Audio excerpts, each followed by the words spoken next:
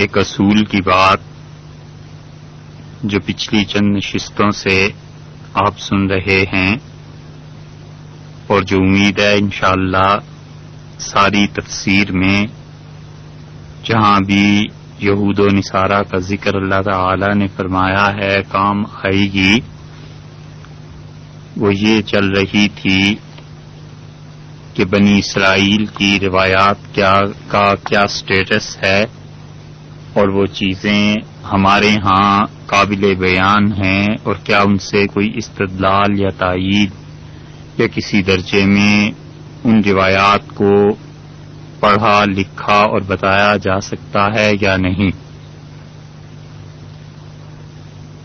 اور اس کے ساتھ ساتھ احادیث میں جو باتیں آئی ہیں وہ آپ کے سامنے رکھ دی گئی تھیں، اور اسی طرح تورات کے معاملے میں، انجیل کے معاملے میں یہ بتلایا گیا کہ اللہ کی آخری کتاب قرآن پاک ان کے متعلق فیصلہ کن چیز ہے، اور جس بات کی تائید اللہ کی یہ کتاب آخری قرآن پاک کرے گی وہ تو قابل تسلیم ہے، اور جو یہ تائید جن چیزوں کی نہیں کرتی یا تردید کرتی ہے وہ ناقابل تسلیم ہے.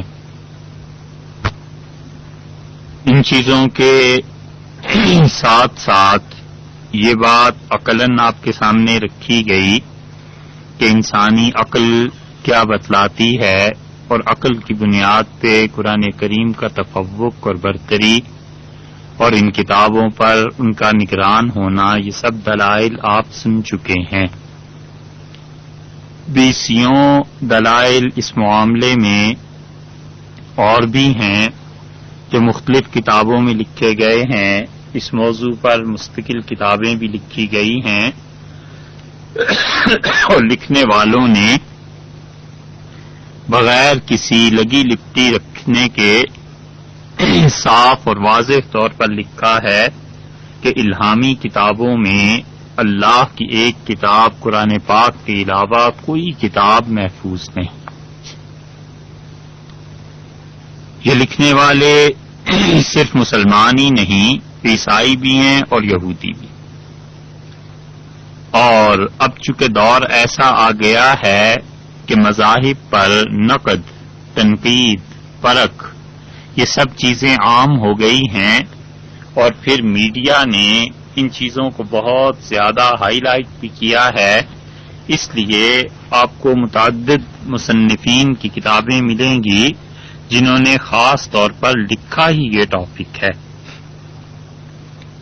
اتفاق سے خیال میں ایک اور بات آئی، اور ممکن ہے آپ اس کتاب کو پڑھیں، اور کتاب ہے وہی مورس بقائی کی، اور انہوں نے اس کا نام رکھا ہے what is the origin of man. اس کتاب میں جو 200-250 صفحے کی کتاب ہے، انہوں نے ایک بات لکھی ہے. یہ وہی مصنف ہیں جن کا کبھی کبھی حوالہ دیا کرتے ہیں دا قرآن اور بائبل اینڈ دا سائنس. اس پہ یہ جو کتاب انہوں نے لکھی ہے یہ سیم آتھر ہے، اور انہوں نے اوریجن آف مین پہ بحث کرتے ہوئے، اسے ڈسکس کرتے ہوئے یہ بات بڑی واضح طور پر لکھی ہے کہ سائنٹیفک ایرر، تاریخی غلطیاں جو بائبل میں پائی جاتی تھیں، میں یہ سمجھتا تھا کہ قرآن میں بھی وہی ہیں، لیکن جب قرآن میں نے پڑھا تو مجھے اندازہ ہوا کہ قرآن نے بائبل کے ان بیانات کو تو لے لیا ہے، بیان کیا ہے جو بہت جگہ پر بائبل میں بھی آئے ہیں، اور ان بیانات کے بعد ان میں جو سائنٹیفک ایرر آتا تھا حیرت انگیز طور پہ قرآن نے اس حصے کو چھوڑ دیا. اور یہ دلیل ہے اس کی کہ یہ اللہ کی کتاب ہے، وگرنہ اس کتاب میں بھی سائنٹیفک ایرر ضرور موجود ہوتا. تو اس لیے قرآن پاک کو اصول کے طور پر ثابت کرنے کے بعد اب ہم اس اصول پہ مختلف آیات کو پرکھتے رہیں گے اس اصول پہ بائبل کی مختلف عبارتیں آپ کے سامنے آتی رہیں گی، اور ہم اس میں تفسیر میں صاف طور سے جس نقطۂ نظر کو رکھنا چاہتے ہیں وہ یہ ہے کہ خواہ مخواہ اہل تورات بائبل اس کے پیچھے بھی نہ آدمی پڑ جائے کہ اس کی ہر بات کو غلط ثابت کرنے کی کوشش کرے، اور نہ یہ رویہ ہونا چاہیے کہ اس کو بالکل قرآن کے مطابق بیان کرنے کی کوشش کرے، بلکہ سادہ اور ظاہر طور پر جو چیزیں سامنے آتی ہیں بس اس پر اکتفا کرنی چاہیے۔ اس موضوع کو، اس بات کی، ان فکرات کی تشریح کو تھوڑی دیر کے لیے ذہن میں رکھ لیجئے، اس کے علاوہ کو، اور یہ پھر دوبارہ اس پہ آتے ہیں، یہ اللہ کی کتاب ہی ہے قرآن، جس نے ایسے علوم وضع کیے، ایسے اصول وضع کر دیے جن کی تہ تک انسانیت بعد میں پہنچی۔ قرآن نے اللہ کے پاک بندوں کی سیرت کی صفائی پیش کی، اور قرآن نے صاف صاف متعدد مقامات پر یہ بتایا کہ وہ اللہ کے اچھے بندے ایسے تھے، ایسے تھے، ایسے تھے، اور یہودیوں اور عیسائیوں نے جن پہ الزامات لگائے تھے وہ بالکل غلط تھے۔ حضرت مریم کی شخصیت کو دیکھ لیجئے، میری جنہیں کہتے ہیں، یہودیوں نے ان پر الزامات لگانے میں کوئی کسر نہیں اٹھا رکھی، اور اللہ بار بار اس پاک دامن ہستی کا ذکر کرتا ہے، اور اس پاک دامنہ کے متعلق اللہ بار بار قرآن پاک میں کہتا ہے کہ ہم نے کہا کہ ان اللہ اصطفیٰ کی، اللہ نے آپ کو چن لیا، وطہرہ کی، اور اللہ نے آپ کو پاک کیا، اور صرف یہی نہیں ہے، واصطفیٰ کے علی نساء العالمین، اللہ نے پوری دنیا کی عورتوں پر مریم آپ کو ترجیح دی، اللہ نے ان عورتوں میں سے آپ کو چنا ہے۔ اس طرح کی کئی آیات اور بھی آپ کو ملیں گی۔ اللہ تعالی نے ان کے تقدس کا ذکر فرمایا، یہ اس لیے کہ لوگوں کو بتایا جائے کہ دین بہرحال ان شخصیات کے واسطے سے ہی آتا ہے۔ ایک اصول کی بات یاد رکھنی چاہیے، جس طرح یہ اصول ہے کہ داعی جو اللہ کے دین کی طرف بلاتا ہے وہ اس زبان میں دعوت دے جس زبان کو اس کا مخاطب سمجھتا ہے، بالکل اسی طرح اللہ نے اپنی مخلوق کو جب اپنی طرف بلانا چاہا تو اس نے زمین پر پیغمبر علیہ الصلوۃ والسلام وہی بھیجے اور نازل کیے جو انسانوں میں سے تھے۔ اسی لیے اہل مکہ نے جب رسول اللہ صلی اللہ علیہ وسلم پر اعتراض کیا کہ اللہ کو اگر ہماری اتنی ہدایت مطلوب اور مقصود تھی تو لنزلنا علیہم، تو ہم پہ ایک فرشتہ رسول بنا کے بھیجا جاتا۔ اللہ تعالی نے فرمایا کہ اگر اس زمین پہ فرشتے چل پھر رہے ہوتے تو لنزلنا علیہم ملک الرسولا، تو ہم فرشتے ہی کو رسول بنا کر بھیجتے۔ اس سے معلوم ہوا کہ انسان چل پھر رہے ہیں، اس وجہ سے انسان ہی کو نبی علیہ الصلوۃ والسلام بنا کر بھیجا گیا ہے۔ تو یہ شخصیات کے واسطے سے دین آیا ہے، اور کوئی صورت ایسی نہیں ہے کہ عیسائی اور یہودی جو طعنہ دیتے ہیں مسلمانوں کو کہ تم شخصیت پرستی کے اس میں مبتلا ہو گئے ہو، اس سے چھٹکارا حاصل کیا جا سکے یا اس سے اپنے آپ کو بچایا جا سکے، اور یہ بچنے کی کوئی چیز ہے بھی نہیں، سراسر لغو، فضول اور بیکار کا اعتراض ہے۔ عیسائی اور یہودی جو مسلمانوں کو کہتے ہیں کہ تم صحابہ کرام اور رسول اللہ صلی اللہ علیہ وسلم ان کی شخصیات کی پرستش کرتے ہو، تو وہ خود بھی اگر ان میں کوئی مذہب کی رمق باقی ہے تو انبیاء علیہ الصلوۃ والسلام کی پرستش ہم سے کہیں زیادہ ان میں بڑھ کر ہے، اس سینس میں کہ ہم علیاذ باللہ پرستش تو صرف خدا کی کرتے ہیں، وہ تو فزیکلی عبادت بھی ان کی کرتے ہیں۔ اور رہ گئے دہریے جن کا دنیا میں کوئی مذہب اور دین نہیں ہے، وہ سب کو ہی طعنہ دیتے ہیں، تو پھر اس اعتراض کا ان کا جواب جس طرح مسلمانوں کے ذمے ہے، عیسائیوں اور یہودیوں کے بھی ذمے ہے، وہ بھی دیں جواب۔ اللہ کا دین شخصیات کے ذریعے ہی آیا ہے، اور اللہ تعالی کے دین کی حفاظت شخصیات نے ہی کی ہے۔ حضرت عمران رضی اللہ عنہ نے ایک حدیث لوگوں کے سامنے بیان کی تھی، تو لوگوں نے کہا کہ آپ ہر وقت حدیث سناتے ہیں اور ہمیں خدا کی کتاب سے بھی کچھ سنائیں، تو انہوں نے کہا وَلَٰكِن نُرِيدُ مَنْ هُوَ أَعْلَمُ بِالْقُرْآنِ، اللہ کی قسم ہم بھی قرآن کے علاوہ کسی کتاب کو نہیں مانتے، مگر میں اس ہستی کو کیسے چھوڑ سکتا ہوں جو ہستی سب سے زیادہ خدا کی وحی سے واقف تھی، جو ہستی سب سے زیادہ خدا کی معرفت رکھتی تھی، اس ہستی سے کو کیسے چھوڑ دوں؟ یہ وہ چیز ہے جو نبی کریم صلی اللہ علیہ وسلم کی صحابہ کرام رضی اللہ عنہ کی تعلیم جو انہوں نے فرمائی تھی اور تربیت اس کا نتیجہ ہے۔ اس لیے باوجود اس کے کہ مسلمان علماء نے اصل موضوع کی طرف آ رہے ہیں کہ مسلمان علماء بلکہ یوں کہیے کہ اللہ تعالی نے قرآن پاک میں ان شخصیات کا تقدس، ان کی پاکیزگی اور یہ جو چیزیں بیان فرمائی ہیں، اسی سے مسلمان علماء نے کو رہنمائی ملی، اور انہوں نے پھر تقابل ادیان کا مطالعہ کیا۔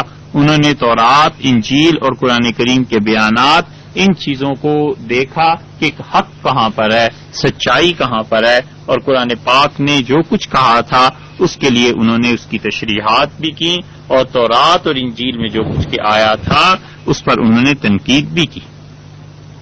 مسلمانوں کا علمی ورثہ اتنا بڑا ہے، اتنا زیادہ ہے کہ اس کائنات میں اب تک تو کوئی قوم ایسی نہیں آئی جس کے ماں باپ نے، جس کے آباء و اجداد نے، جن کے اسلاف نے اتنا علمی سرمایہ چھوڑا ہو جتنا مسلمان اس دنیا میں چھوڑ کر چلے گئے ہیں۔ 1200-1300 برس تک کا علمی سرمایہ وہ اتنا زیادہ ہے کہ اب تک مسلمان اسے پڑھ نہیں سکے، کجا یہ کہ اس پہ تحقیقات کی جائیں اور ان چیزوں کو لکھا جائے۔ تقابل ادیان کے موضوع پر نوبختی کی ایک کتاب ہے، 202 ہجری میں ان لوگوں نے لکھنا شروع کر دیا تھا۔ گویا 3 صدی کے آغاز سے انہوں نے مختلف مذاہب کا آپس میں تقابل شروع کیا۔ اس پہ مسعودی نے لکھا، پھر مسعودی کے بعد بڑی اچھی کتاب مصبحی کی آئی۔ یہ سب کتابیں ایسی ہیں جو اب تک بولنے والے کی نظر سے نہیں گزری، لیکن اتنا معلوم ہے کہ ان لوگوں نے بڑے بڑے کام کیے۔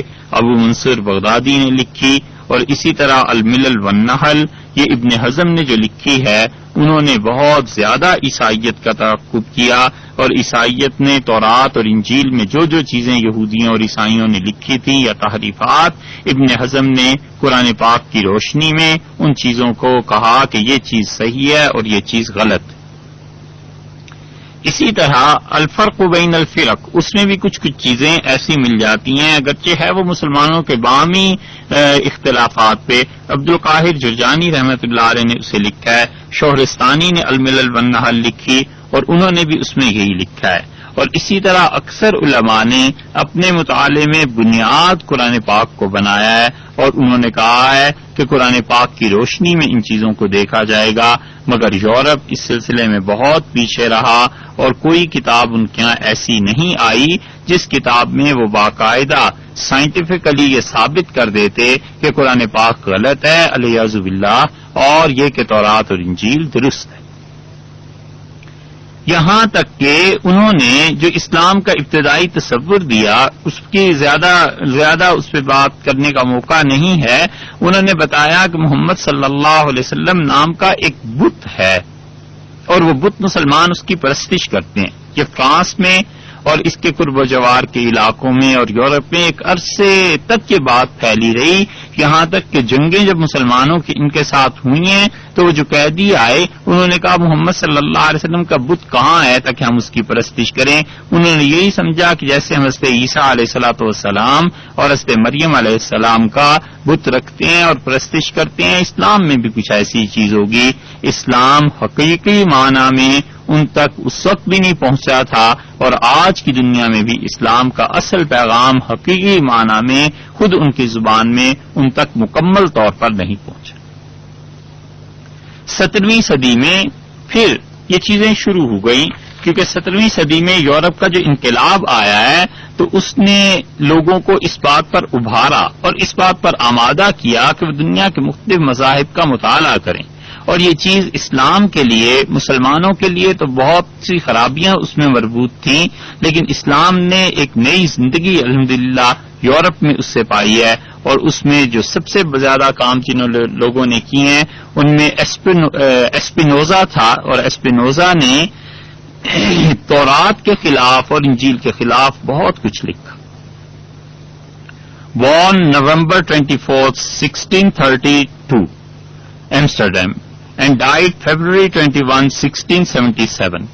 اور اس آدمی نے اس کے متعلق ہر کوئی لکھتا ہے اسپنوزا کے متعلق کہ ڈچ جوش فلاسفر تھا، اور یہاں تک کہ بریٹانیکا میں آپ اس کے حالات اٹھا کے دیکھ لیں تو انہوں نے شروع یہاں سے کیا ہے کہ the foremost exponent of 17th century rationalism, بہت قابل آدمی تھا، اور اس کی تحریرات کو پڑھ کے جلدی اس کا انتقال ہو گیا، 45 برس کے قریب، اتنی آپ دیکھ لیجئے اس کی عمر کتنی ہوئی، اتنی عمر میں اس کا انتقال ہو گیا. لیکن اس شخص نے بنیادی طور پر اس ماحول میں پرورش پائی جہاں یہودیت کو چھپایا جاتا تھا، یہودی تھا، پھر اس نے ان لوگوں نے عیسائیوں کے مظالم کی وجہ سے اپنے مذہب کو چھپایا. اس کے باپ دادا نے، اور پھر جب اسے اپنے اصل مذہب کا پتہ چلا تو اس انسان نے پھر اپنے اصل مذہب کو پڑھنا شروع کیا، پھر یہودیت پہ اس نے تنقید کی، اور اس کی بہت سی چیزیں ایسی ہیں جن کو پڑھ کر اب احساس ہوتا ہے، جن لوگوں نے بھی اسے پڑھا ہے شاید وہ اس بات کو جان سکیں کہ اس شخص کو کچھ خبر وحدت الوجود کی ہوئی تھی، اور یہ کسی حد تک اللہ تعالی کی معرفت اس معنی میں تھوڑی بہت حاصل کرنے میں کامیاب ہوا کہ اسے اندازہ تھا کہ یہ کائنات ایسے ہی نہیں ہے، اللہ تعالی نے اس کائنات کو بنایا ہے، اور اس اسلام اور دین نے جو بتایا ہے اس میں سچائیاں پوشیدہ. اقبال نے بھی اسی لیے اس کی ذکر کیا ہے. علامہ اقبال نے ضرب کلیم میں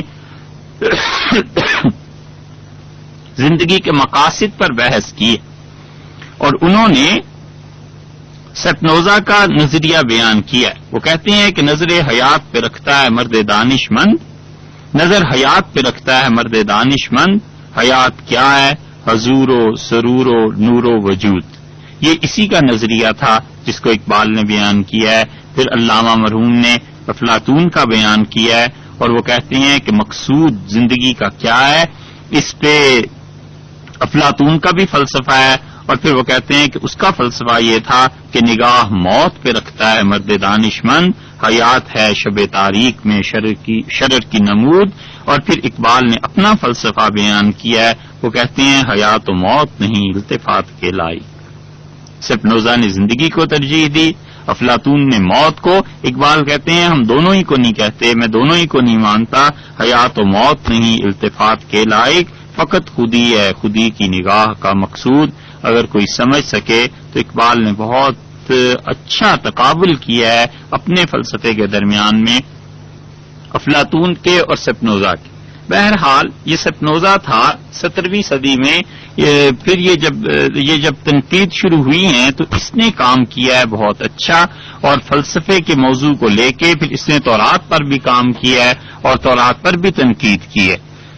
اور اس کو پڑھ کر ایک اندازہ یہ بھی ہوتا ہے کہ غرناطہ میں جو اس کے اساتذہ کا جو واسطہ بنتا ہے وہ ابراہیم بن عزیر سے بنتا ہے، اور یہ ابراہیم بن عزیر سے متاثر ہوا ہے. اور ابراہیم بن عزیر جو تھے وہ واضح طور پر ابن حزم کے افکار کو اپنے اندر رکھتے ہیں. ابن حزم اس سے بھی ایک صدی پہلے گزرا تھا.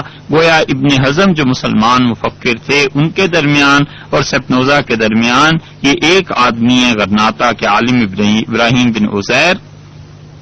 اس لیے سپنوزا نے باوجود اس کے کہ تنقید کی ہے تورات پر، لیکن وہ غیر شعوری اور شعوری طور پر متاثر ہوا ہے ابن حزم سے. اور یہاں تک کہ آپ کو اگر ابن حزم کی کتابوں پر نظر ہو، آپ اسے دیکھیں تو یہ سپنوزا جو ہے ابن حزم کے جملوں کے جملے نقل کرتا چلا جاتا ہے.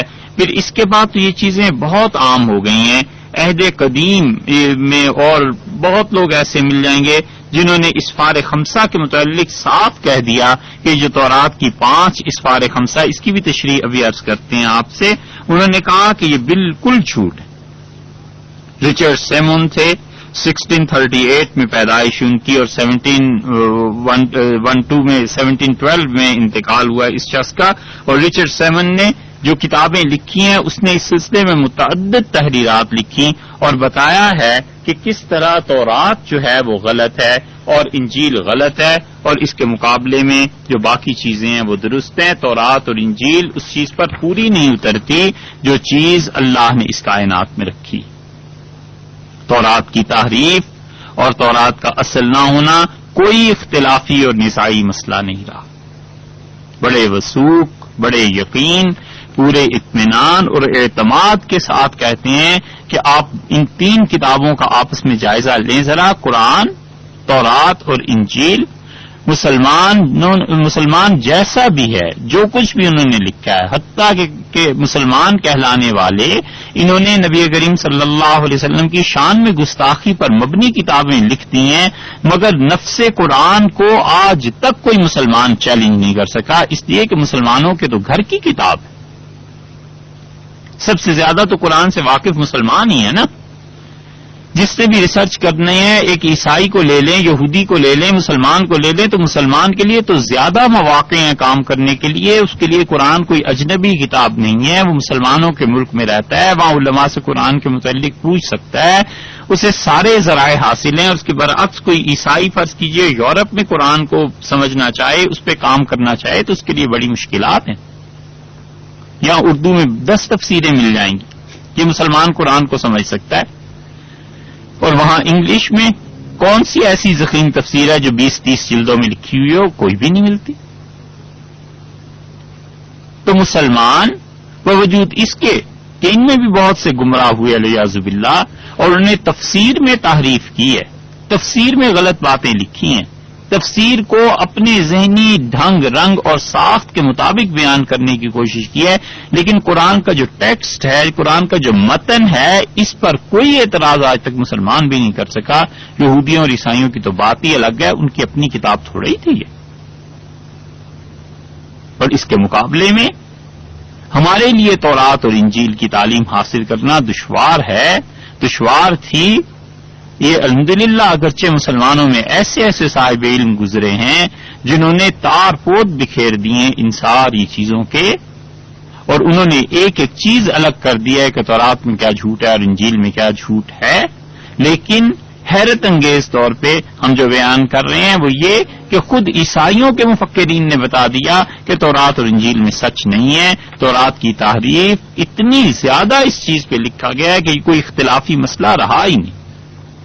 دوست اور دشمن سب تسلیم کر چکے ہیں کہ انجیل اللہ کے کلام نہیں ہے، اور اس کے بعد زیادہ سے زیادہ جو لکھا ہے انہوں نے وہ کہتے ہیں کہ اللہ تک پہنچے ہوئے کوئی بزرگ تھے، یہ ان لوگوں کی تصنیف ہے. کوئی ہمت باقی نہیں ہے پورے یورپ میں اور پوری عیسائیت اور یہودیت میں کہ وہ کہیں کہ اب تورات اور انجیل جو ہے یہ اسی طرح لفظاً نازل ہوئی ہے خدا کی طرف سے جس طرح قرآن نازل. کوئی یہودی نہیں کہہ سکتا، کوئی عیسائی نہیں کہہ سکتا، کوئی یہ دعویٰ کر ہی نہیں سکتا. زیادہ سے زیادہ یہی کہتے ہیں کہ اللہ کے کچھ اچھے بندے تھے، اللہ تعالیٰ نے الہام کیا، ان کے دل میں ڈالا، اور انہوں نے اپنی طرف سے عبارتیں ترتیب دے دی، عبارتیں لکھ دی.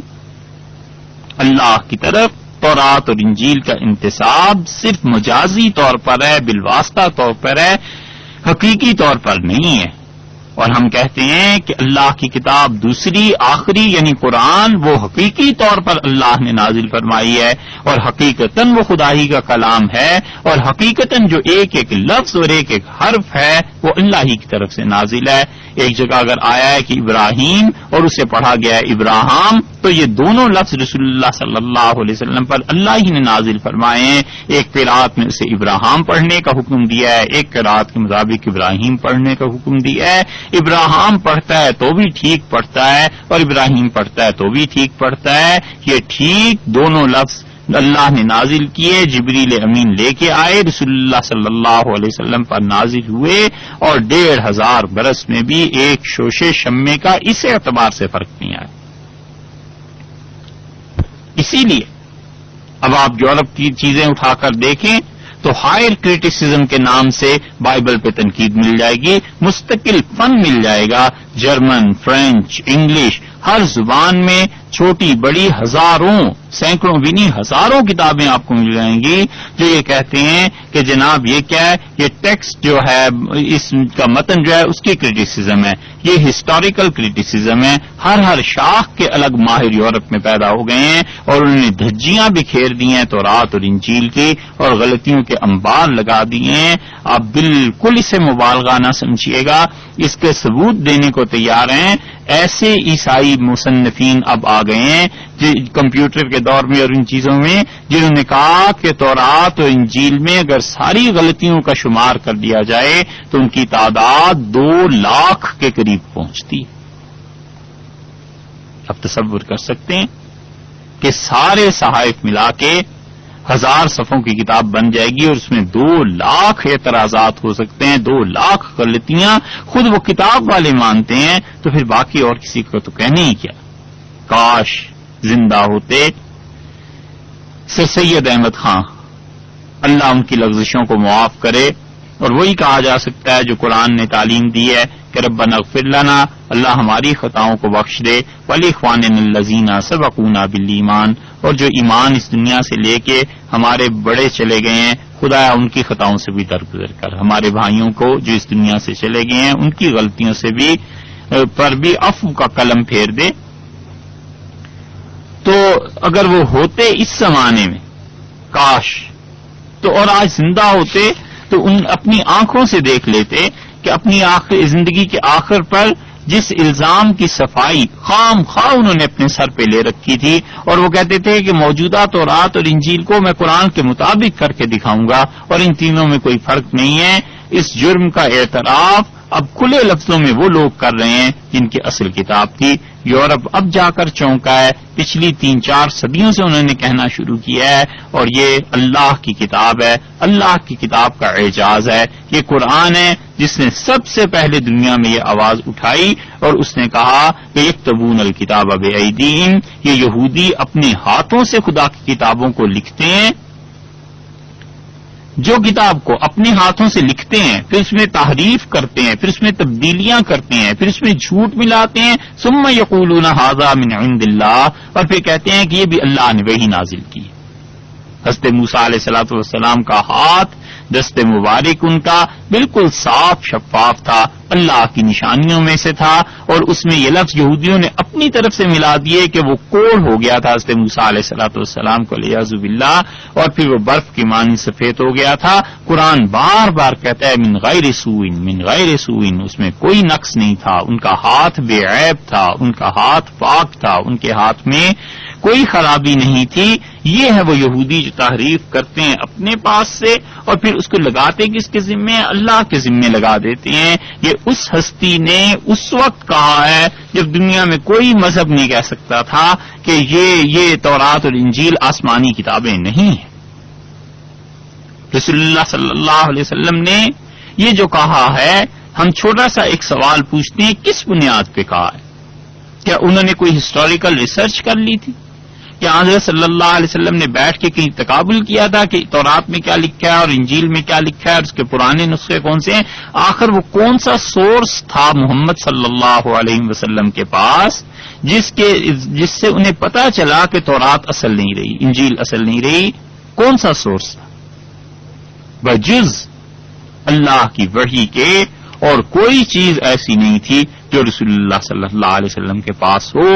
اب آپ یہ بھی سن لیجئے کہ یہ جو کتاب ہے بائبل، اصل میں تورات اور انجیل جو اب ہے، جس کا حوالہ آپ متعدد مرتبہ انشاءاللہ سنتے رہیں گے اور جس کو سنانا چاہتے ہیں کہ حضرت آدم علیہ الصلوۃ والسلام کا قصہ اللہ نے کیا بیان فرمایا قرآن پاک میں، حق تعالی شانہ کیا ارشاد فرماتے ہیں اپنے اس پاک، اس نیک، اس عالی شان اور عالی مرتبت پیغمبر سیدنا آدم علیہ الصلوۃ والسلام کے متعلق، اور بائبل میں کیا آیا ہے۔ تو یہ بائبل یا تورات ہے کیا چیز؟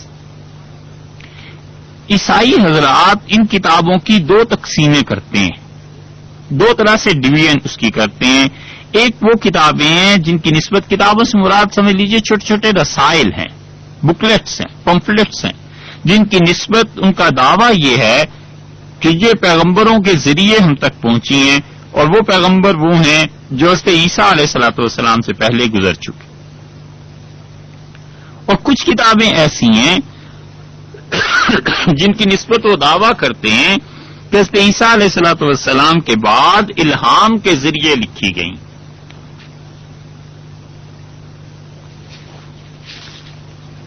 ان کا کہنا یہ ہے کہ حضرت عیسیٰ علیہ الصلوۃ والسلام کے بعد ہم کہتے ہیں ان کو اٹھا لیا گیا، ہمارے ایمان اور عقیدے کا حصہ ہے کہ سیدنا مسیح علیہ الصلوۃ والسلام زندہ اللہ نے انہیں آسمان پہ اٹھا لیا اور خدا انہیں نازل کرے گا قرب قیامت میں. عیسائیوں میں بھی کچھ لوگ اس کے قائل ہوئے. خیر اس موضوع کو چھوڑیے. عیسیٰ علیہ الصلوۃ والسلام کے بعد الہام کے ذریعے لکھی گئی یہ جو پہلی قسم کی کتابیں ہیں نا، جن کے متعلق ان کا دعویٰ ہے کہ انبیاء علیہ الصلوۃ والسلام کے واسطے سے ہم تک پہنچی ہیں، ان کو وہ کہتے ہیں کہ یہ ہے اولڈ ٹیسٹامنٹ. یہ اولڈ ٹیسٹامنٹ کے کئی ایک اردو میں بھی نام ہے، پرانا عہد نامہ، عہد عتیق. اور دوسری قسم کا مجموعہ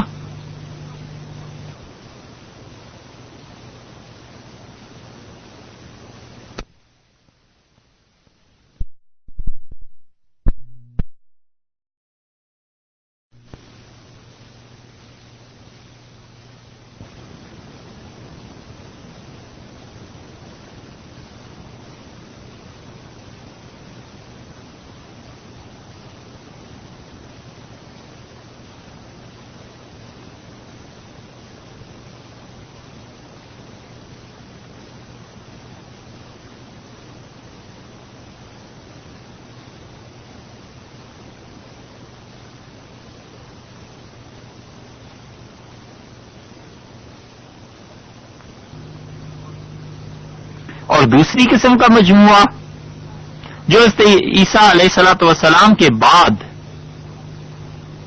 مختلف بزرگوں کے الہامات پر مبنی ہے بقول ان کے، اس کو وہ کیا کہتے ہیں؟ اس کو وہ کہتے ہیں عہد جدید، نیو ٹیسٹامنٹ. تو اس کا عہد نامہ جدید بھی کہتے ہیں، نیا عہد نامہ بھی کہتے ہیں، جو بھی اس کا نام ہے، نیو ٹیسٹامنٹ.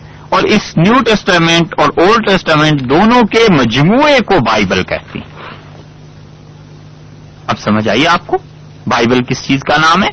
بائبل دو طرح کی کتابوں کا نام ہے. ایک کتابیں وہ جو حضرت عیسیٰ علیہ الصلوۃ والسلام سے پہلے کی تھیں، انبیاء علیہ الصلوۃ والسلام نے دی ہیں، ان سے براہ راست ملی ہیں، وہ تو ہیں اولڈ ٹیسٹامنٹ. اور جو حضرت عیسیٰ علیہ الصلوۃ والسلام کے بعد مختلف بزرگوں کو الہام ہوا ہے، وہ جو کتابیں ہیں وہ نیو ٹیسٹامنٹ ہیں، اور ان دونوں کے مجموعے کو بائبل کہتے ہیں. اور پھر انہوں نے یہ جتنے نیو اور اولڈ ہیں ان کی پھر آگے تقسیم کی ہے، اور اس طرح تقسیم کی ہے کہ نیو ٹیسٹامنٹ میں کچھ چیزیں ایسی ہیں جنہیں سب عیسائی مانتے ہیں اور کچھ فرقے ان کے نہیں مانتے، اور لامحالہ اسی طرح اولڈ ٹیسٹامنٹ میں بھی کچھ کتابیں ایسی ہیں جن کو سارے یہودی مانتے ہیں اور کچھ یہودی نہیں مانتے. ہم سب سے پہلے اولڈ ٹیسٹامنٹ کا ذکر کرتے ہیں. یہ اولڈ ٹیسٹامنٹ کا جو مجموعہ ہمارے سامنے ہے، جس کے حوالے آپ کو دینا ہے، اس میں 38 کتابیں ہیں. 38 فگر ہے، اور چھوٹی چھوٹی کتابیں، چھوٹے چھوٹے رسائل بھی اس میں شامل ہیں. اور اردو میں اگر آپ دیکھیں گے تو اس کو کہتے ہیں صفر، سین فا رے. سفر جیسے لکھتے ہیں نا، سفر میں آپ سین پہ زبر ڈال دیتے ہیں، اس کو سفر میں زبر کی بجائے اس پہ زیر ڈال دیجئے تو صفر ہو جائے گا. تو صفر عربی زبان میں آتا ہے صحیفے کے لیے، کتاب کے لیے. قرآن پاک میں بھی آیا، صفر کا لفظ اسی معنی میں آیا. تو صفر عربی میں، اردو میں جب ترجمہ ہوا ہے اس کا، تو اس کو لفظ بتایا گیا صفر ہے. اب پہلا صفر جہاں سے انہوں نے شروع کیا ہے وہ جینیسس کا باب ہے، صفر تکوین. 38 کتابوں میں پہلی کتاب جہاں سے شروع ہوئی ہے وہ جینیسس ہے انگلش میں، اور اردو میں ترجمہ اس کا کیا گیا ہے، اس کا نام ہے پیدائش.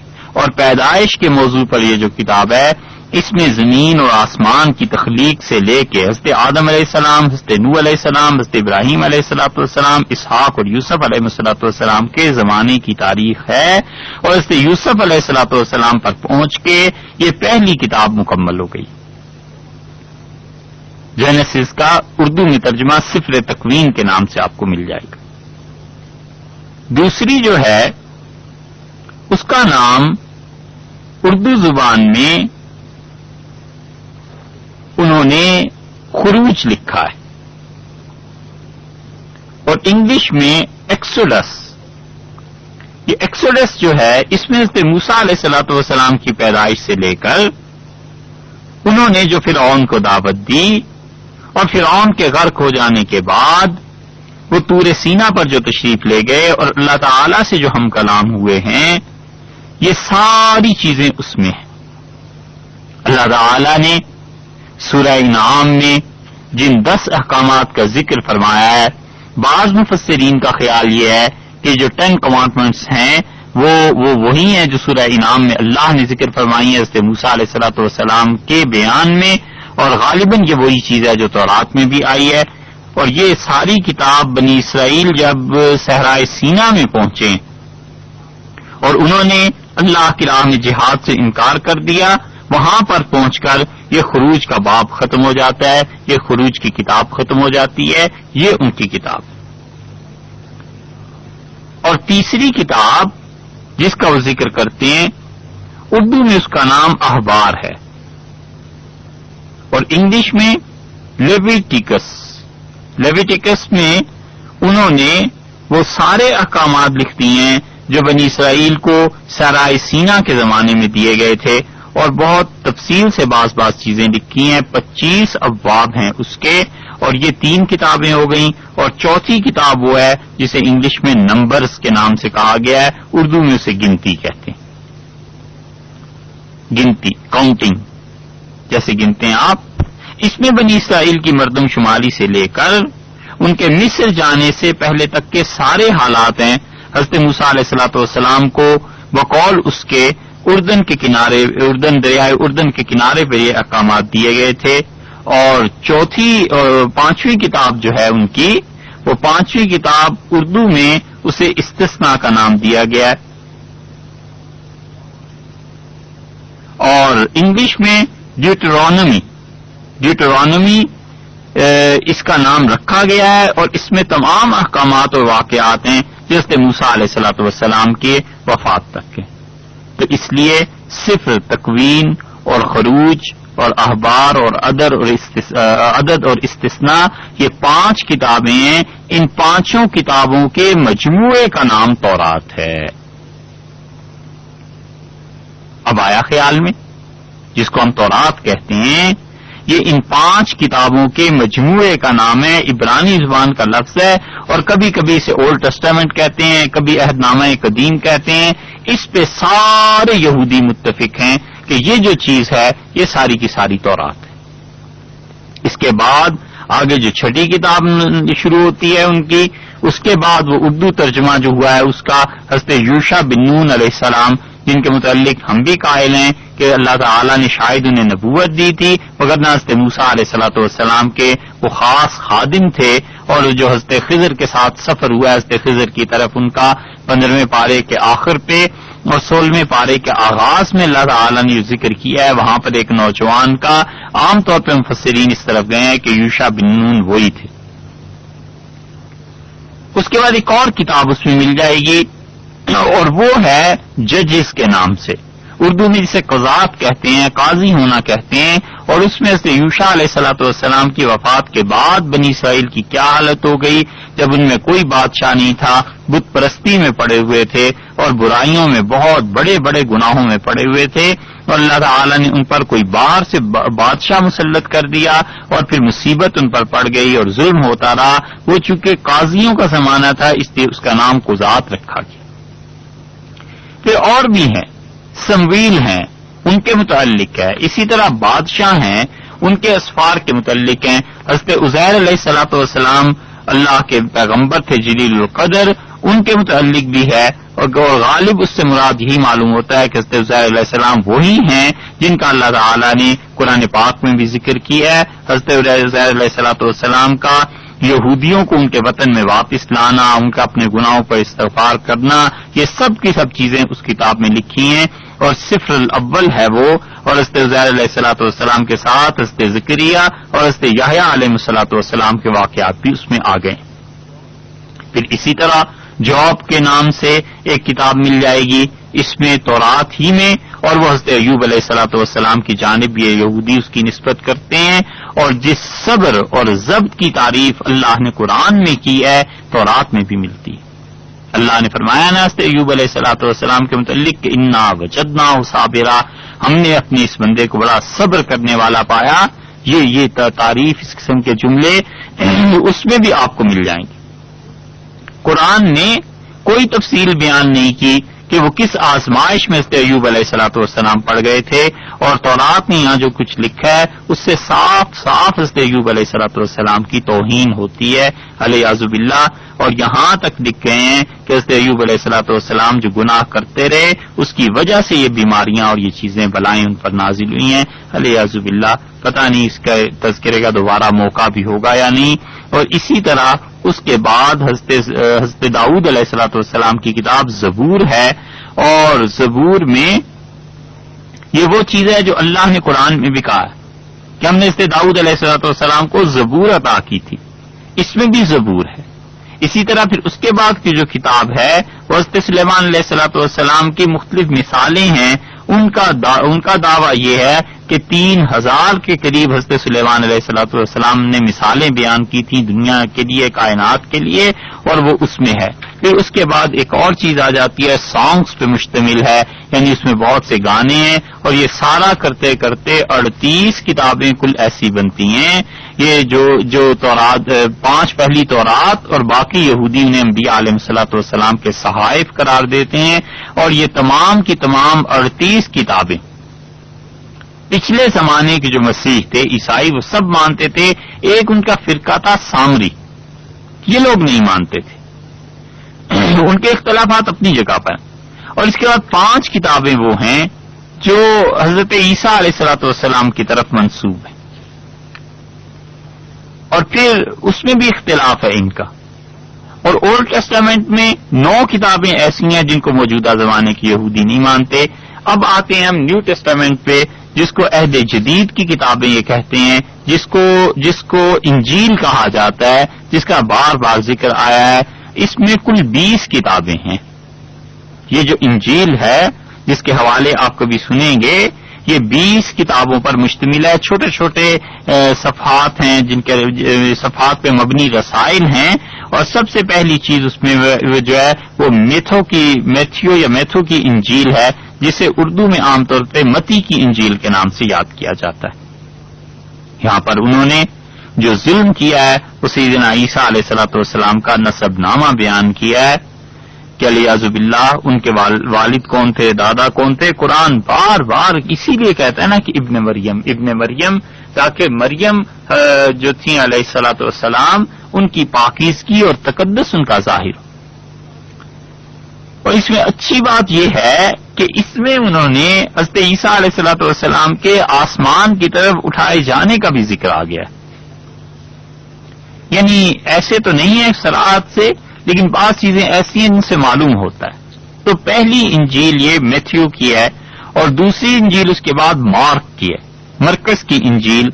یہ حضرت عیسیٰ علیہ الصلوۃ والسلام کے حواری گنے جاتے ہیں، یا یہ کہا جاتا ہے کہ حضرت عیسیٰ علیہ الصلوۃ والسلام کے حواری تھے پطرس، اور پطرس کے آگے شاگرد تھے مارک.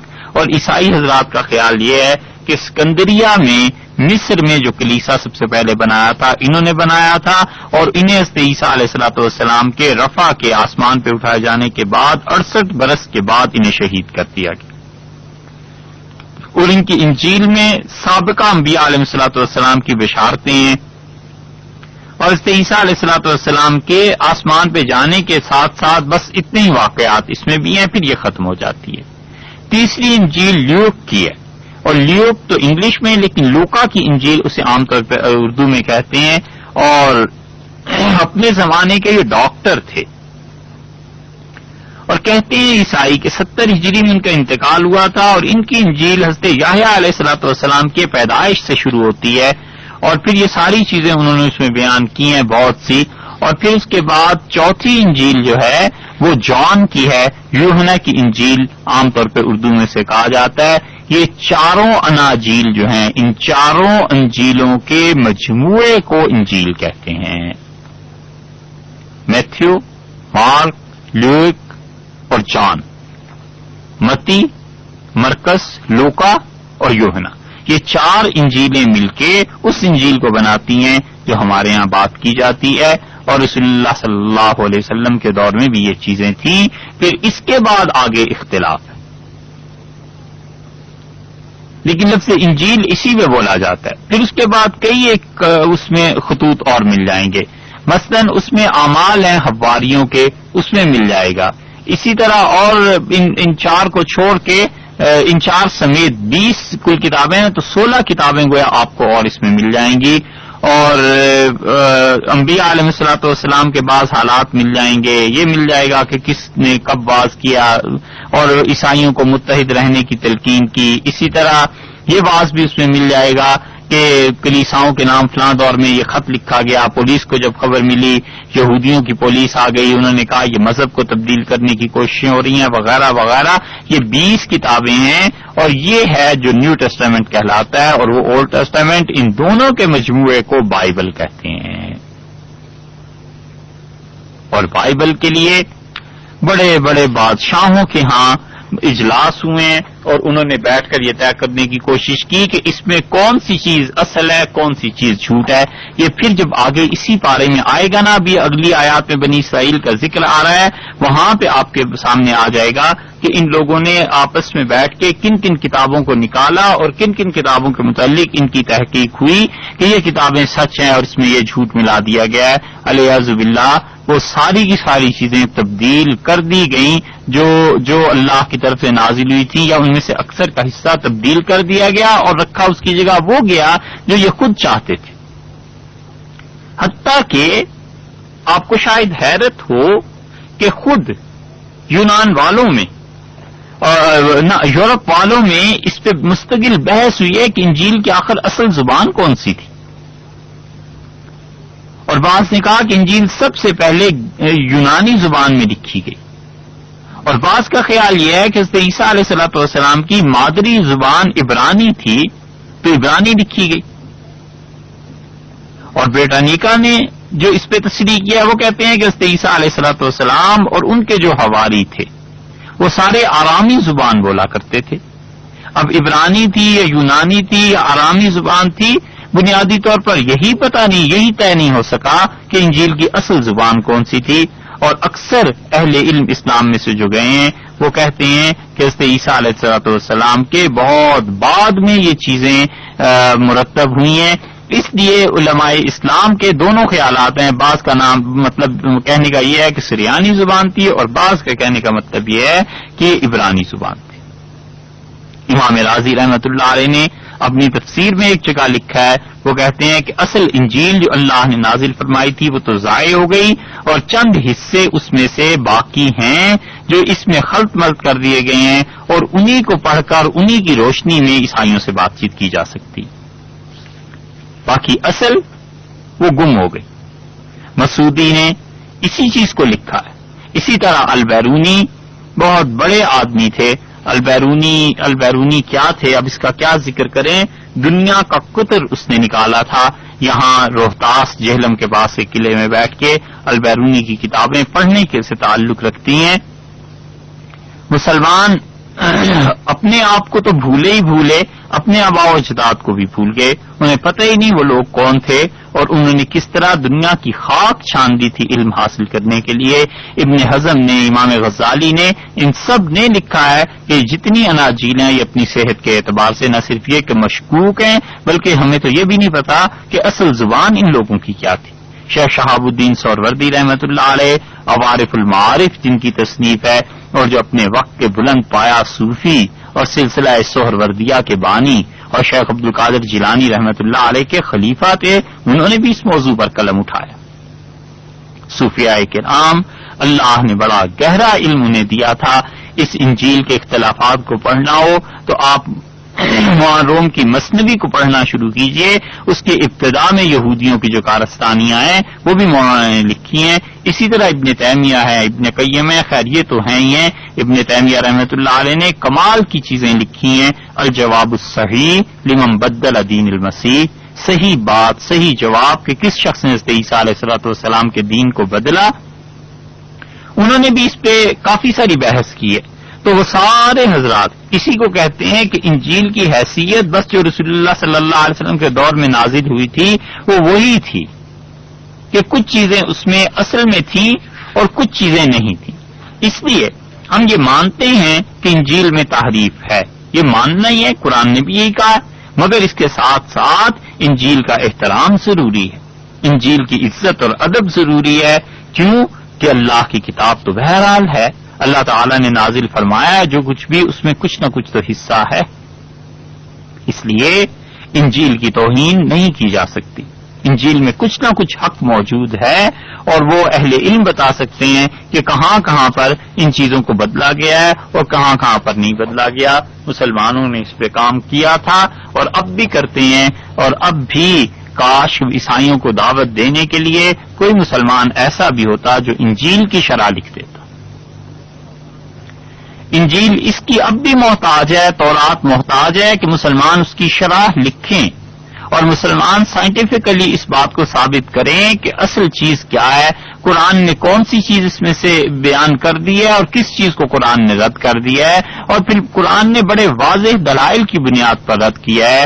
ہمارے مسلمانوں میں پچھلے 300 برس سے واسطہ ہے ان اقوام سے، لیکن مسلمانوں نے وہ کام نہیں کیا جو انہیں کرنا چاہیے تھا. ان 300 سال میں مسلمان انگلش قرآن پاک کا ترجمہ ایک بھی اب تک ایسا نہیں لا سکے جو ہر طرح کی غلطیوں اور معائب سے پاک ہے. یہ بہت بڑی بات، لیکن کچھ تو اتنی مشکل انگلش میں ہے کہ انگریز بھی نہیں پڑھ سکتا اب تو، اور کچھ ایسے ہیں جن کو ایک خاص نقطۂ نظر سامنے رکھ کر پھر اس کے بعد اس کی تشریح کی گئی، اور کچھ ایسے ہیں کہ جس کے ذریعے حواشی ایسی چیزیں لکھی گئی ہیں کہ لکھنے والے کو انگلش تو آتی تھی مگر اسے پتہ نہیں تھا کہ اسلام کا مزاج کیا ہے اور اسلام کے ساتھ ساتھ حکمت کس چیز کا نام ہے. غیر مسلم کو پڑھنے کے لیے آپ دے رہے ہیں تو آپ نے کس طرح اسے دعوت دینی ہے، کیسے اسے بات سمجھانی ہے. مسلمانوں نے جو کام نہیں کیے پچھلے 300 سال کے زوال کے دور میں، ان میں سے ایک خطا یہ ہے جس پہ خدا ضرور ان سے پوچھے گا کہ تمہیں ہم نے اتنا کچھ دیا تھا دنیا میں اور تم اتنا نہیں کر سکے کہ غیر مسلم اقوام کے لیے ایک قرآن کی تفسیر انگلش میں ہوتی، ایک فرانسیسی میں ہوتی. کون سی انگلش میں ایسی تفسیر ہے آپ بتائیے جو 10-15 جلدوں پہ مشتمل ہو اور جسے اب جو انگریز پڑھتے ہیں، لکھتے ہیں، دن رات کتابوں میں غرق رہتے ہیں، انہیں جا کر دیں اور انہیں بتائیں کہ یہ چیز پڑھو. جس نے یورپ اور امریکہ کا سفر کیا ہے وہ اس بات کو جانتا ہوگا کہ ٹرین میں اور بس میں اور کس طرح پن ڈراپ سائلنس ہے اور کیسے ان میں سے اکثریت لوگوں کی پڑھتے ہوئے نظر آتی ہے. 1% کو بھی اگر مذہب سے دلچسپی ہے نا اور اسلام سے دلچسپی ہے تو آپ بتائیے وہ کہاں سے جا کے قرآن پاک کی شرح لے. کیا اردو کی شروحات آپ اس کے سامنے رکھیں گے، تفاسیر اس کے سامنے رکھیں گے کہ اس کو سنو زبان یار من ترکی و من ترکی نمی دان. مسلمانوں نے اس دور زوال میں کوئی کام نہیں کیا، انہوں نے انسائکلوپیڈیا مرتب نہیں کیا. اللہ تعالی کی رحمت ہو اس ایک شخص پہ، شبلی نعمانی جن کا نام تھا، علامہ شبلی نے کوشش کی کہ وہ انسائکلوپیڈیا مرتب کرائیں اور وہ شخص اس قابل تھا کہ مرتب کرا سکتے تھے. مولانا عبد الماجد دریابادی جیسے لوگ ان کے دستے راز تھے اور کتنے لوگ تھے جو اس میں کام کرنا چاہتے تھے، مگر جن مسلمان نوابوں نے ان سے وعدہ کیا تھا کہ ہم مالی طور پر آپ کو پیسے دیں گے، آپ اسلام کا یہ عظیم کام کرا دیجئے، انہوں نے دستے تعاون اپنا کھینچ لیا اور یہ عظیم منصوبہ سرمایہ کی قلت کی وجہ سے ختم ہو کے رہ گیا. خدا کبھی قیامت میں ان مسلمانوں کو کھڑا کرے اور انہیں کہے کہ میں نے تمہیں 1-1 کروڑ اور 50-50 لاکھ روپے تمہاری ضروریات زندگی سے زائد دے دیے تھے، تو کیا اس لیے کہ تم پلازے کھڑے کرو اور اس لیے کہ تم اپنے لیے پرتعیش گھر بناؤ اور اسلام اور مسلمان ڈوب رہے تھے، تمہارا پیسہ تعلیم میں کیوں خرچ نہیں ہوا، تمہارا پیسہ اسپتالوں میں کیوں خرچ نہیں ہوا، تمہارے پیسے نے عالم اسلام میں تعلیم کے مسائل کو کیوں حل نہیں کیا؟ یہ مسلمان کیا جواب دیں گے؟ 1-1 کروڑ کی بلڈنگ بناتے ہیں اور 1 کروڑ روپیہ مسلمانوں کے پاس اس مقصد کے لیے نہیں ہے کہ اب بھی وہ جمع کر کے بیٹھیں اور کہیں ہمیں ایک انسائکلوپیڈیا مرتب کرنا ہے، اسلام کی تاریخ لکھنی ہے، شخصیات پہ لکھنا ہے، معاشی کارناموں پہ لکھنا ہے، اسلام نے جو نظام دیا ہے اس پہ لکھنا ہے، تورات اور انجیل اور قرآن کا تقابلی مطالعہ ہے اس پہ لکھنا ہے، ہمیں قرآن پاک کی ایک 10-20 جلدوں میں بہترین تفسیر لکھوانی ہے تاکہ یورپ میں جائیں، انگلینڈ میں اور فرانس میں جائیں اور امریکہ میں، اور لوگوں کو کہیں کہ یہ اسلام کا پیغام ہے تمہارے لیے۔ حالی نے جو کچھ مسدس میں کہا تھا وہ ہمارے اسلاف تھے۔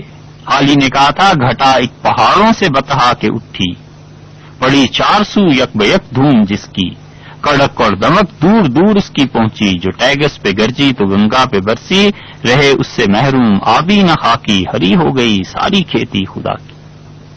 کیا امیوں نے جہاں میں اجالا، دیکھا آپ نے جو ان پڑھ عرب اٹھے تھے، کیا امیوں نے جہاں میں اجالا، ہوا جس سے اسلام کا بول بالا، بتوں کو عرب اور عجم سے نکالا، ہر ایک ڈوبتی ناؤ کو جا سنبھالا، زمانے میں پھیلائی توحید مطلق، لگی آنے گھر گھر سے آواز حق حق، ہوا غلغلہ نیکیوں کا بدوں میں، پڑی کھلبلی کفر کی سرحدوں میں، ہوئی آتش افسردہ آتش قدوں میں، لگی خاک سی اڑنے سب معبدوں میں، ہوا کعبہ آباد سب گھر اجڑ کر، جمے ایک جا سارے دنگل بچڑ کر۔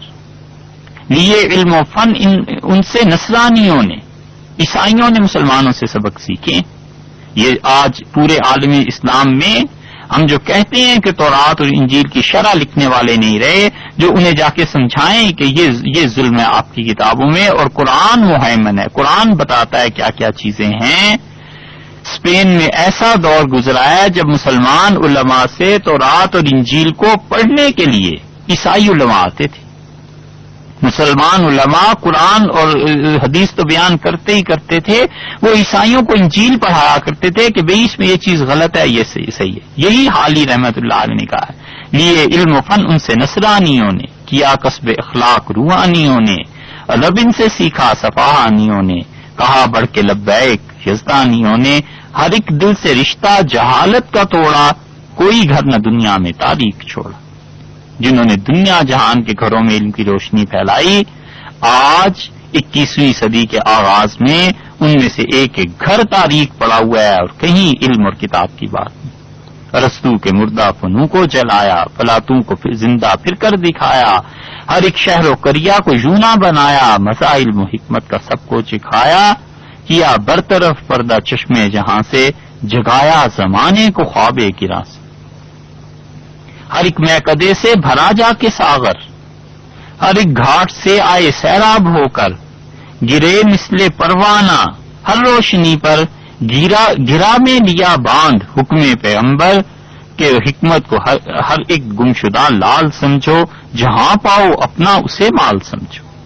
یہ رسول اللہ صلی اللہ علیہ وسلم نے فرمایا تھا نا کہ حکمت کی بات مومن کی گمشدہ پونجی ہے، جہاں بھی دنیا میں پائی جاتی ہے مومن سب سے زیادہ حق رکھتا ہے کہ اس بات کو سیکھے۔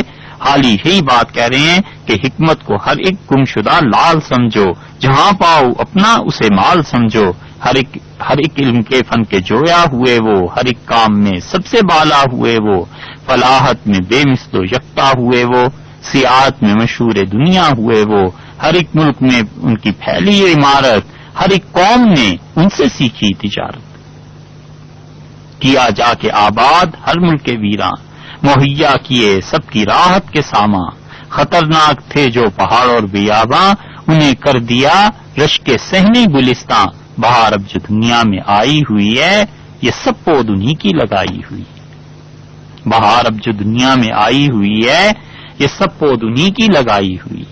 یہ ہمارے ہی اسلاف تھے جنہوں نے تقابل ادیان کا مطالعہ کیا، یہ ہمارے ہی اسلاف تھے جنہوں نے تورات اور انجیل کو قرآن کی روشنی میں دیکھا۔ کاش اب بھی ایسے مسلمان پیدا ہوا کریں، اور کاش ایسی چیزیں اب بھی آیا کریں۔ حافظ شیرازی نے جو کہا ہے نا، بڑی اچھی بات اس نے بھی کہی، یہ کہ حرف بود کاش کے سجا نوشتائم، میری زندگی میں کاش کا ایک لفظ رہ گیا جسے میں نے 100 جگہ تحریر کیا ہوا ہے۔ 100 باتیں ہیں جن پہ میں کہتا ہوں کاش یہ ہو جائے، کاش یہ ہو جائے۔ حافظ جو کہتے ہیں یہی حال اب ان لوگوں کا ہے جن کو کچھ اسلام کا درد ہے. کاش اب بھی ایسے لوگ ہوتے جو تورات اور انجیل کو قرآن پاک کی روشنی میں لکھتے، دیکھتے اور بتاتے جا کے اس کی شرح کر کے کہ بھائی یہ بات حق ہے اور یہ بات غلط ہے، کہ اللہ کا یہ پیغام اور حقانیت اور اسلام غیر مسلموں تک بھی پہنچتا. تو یہ تورات کا تھوڑا سا اور انجیل کا مختصر سا تعارف تھا. آئندہ ہفتہ ممکن ہے بعض رات کے لیے گراں گزرے، کیونکہ اس میں خالصاً تورات اور انجیل کی باتیں آئیں گی انشاءاللہ، اور اس کی روشنی میں، قرآن پاک کی روشنی میں ہم دیکھیں گے کہ وہاں پر کیا بتایا گیا ہے اور اللہ تعالیٰ کی آخری کتاب نے حضرت آدم علیہ الصلوۃ والسلام کے قصے میں کیا موقف اختیار کیا ہے. السلام علیکم ورحمۃ اللہ وبرکاتہ.